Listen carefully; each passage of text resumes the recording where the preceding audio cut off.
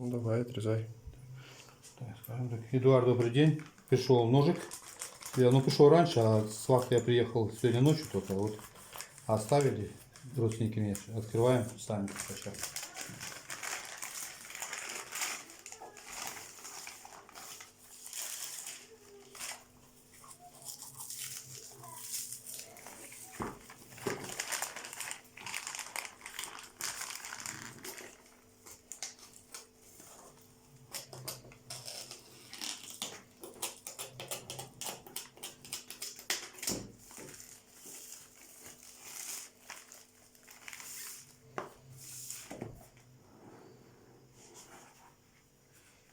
Ага.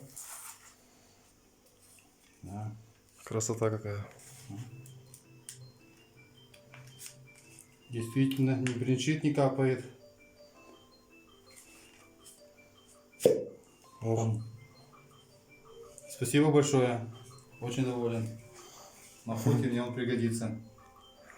Еще раз спасибо. Да, ножик достойно красивый, конечно.